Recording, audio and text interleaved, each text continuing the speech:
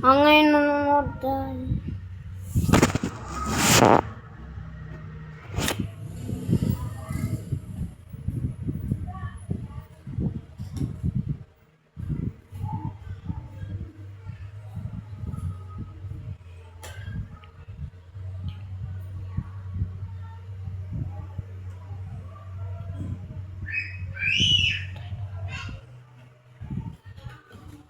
Tayo may manonood po ngayon. YouTube. Saan po sila may nakain? Nakain po sila. Ano kaya ba niya mapanood dito? Tara po. Manonood tayo ng Boruto. Ay, may ads. Don't forget to like, to share, subscribe, and like the video.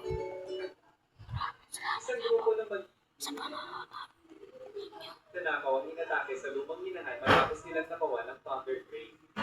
Pagkatapos ng mission, nagyaya si Boruto na kumain kasama ang teammates niya pero narinig ng Team 7 ibang Genmi na nag-cheat tungkol sa kanila. Narinig si Boruto at nag-walk out mag-isa. Naalala ni Boruto ang last birthday niya. Dumating sina Sakura, Sarada at Mitsuki pero si Naruto wala. Nai-frustrate si Boruto pero tinago niya. Umuwi si Naruto nung tulog na si Boruto, malungkot kasi kahit may regalo siya. Hindi niya alam kung anong games ang gusto ng anak niya. Pumunta si Boruto sa Scientific Ninja Toad Research Center imbes na umuwi. Naglabas siya ng sama ng loob kay Kikisok habang nagtatrabaho ito sa phone. Binigyan siya ni Kikisok ng Scientific Ninja Toad bilang birthday gift.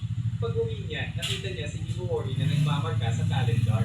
Sabi ni Himawari, para daw may advance notice si Papa tungkol sa birthday niya. Nalungkot si Himawari sa ideya na baka mamiss ni Naruto ang birthday niya. Nangako si Boruto na hindi niya hahayaang mangyari yun. Kinabukasan, binigyan ng Team 7 ng mission para hanapin ang mga magnanakaw sa Thunder Crane. Nag-aalala si Boruto na kung maliit lang ang mission, hindi siya mapapansin ng tao at ikukumpara pa rin siya kay Naruto. Sinabi ni Shikamaru kay Naruto na may nadiskubreng bagong ruin na may kinalaman kay Kaguya at gusto ni Naruto na siya mismo ang tumili. Nagkasalubong sina Boruto at Naruto bago umalis. Nag-sorry si Naruto sa hindi pag-attend ng birthday ni Boruto. Pero dahil had na siya ni Boruto at sinabi lang na huwag niyang kalimutan birthday ni Himawari. Dumating ng Team 7 sa bayan malapit sa border ng Land of Fire. Nalaman nila na isa sa mga magnanakaw ay nakalabas sa minahan na traumatized at sinasabing pinatay ng monster ang mga kasamahan niya.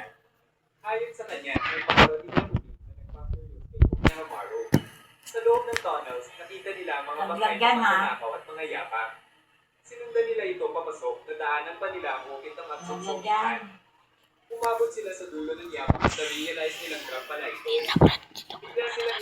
Sa video na to. Bye-bye.